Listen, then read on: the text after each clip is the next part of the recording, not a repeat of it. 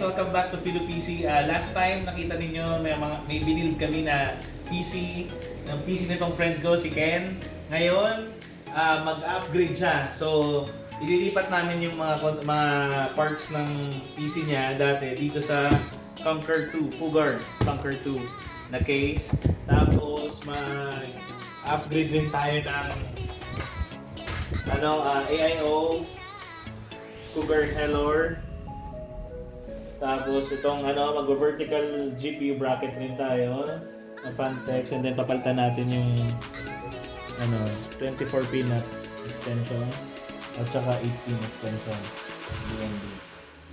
Okay.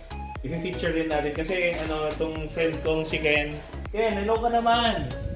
Mayayain kasi medyo camera siya is and i-feature natin yung Cougar kasi siya, Cougar siya na build, so puro mga Cougar, pati yung chair later feature natin yan. Dito muna tayo magsisimula sa unboxing nitong Cougar 2 kasi mahirap pang i-unbox. Dapat dalawang tao. Ang bigat. Malaki siya guys at saka mabigat. Diba? Hindi pa natin ito mahuhulog. Tapos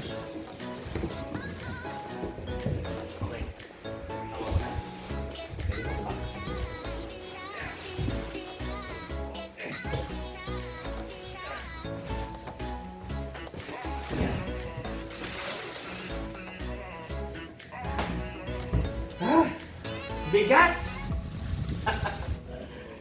Okay. Yan, unveil na natin.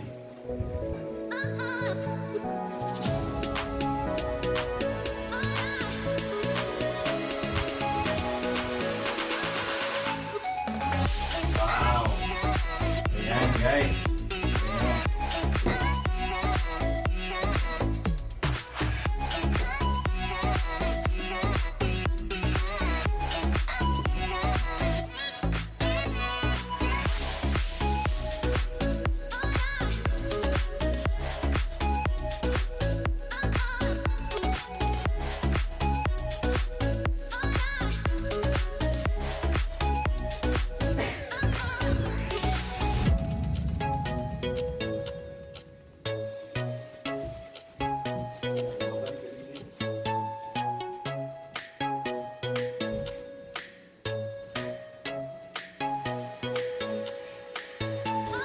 Ito yung dati niya. Kung hindi nyo pa napapanood yung dating video namin, nagpag-build namin itong old PC niya.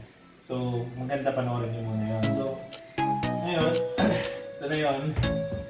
Yung dati niyang PC.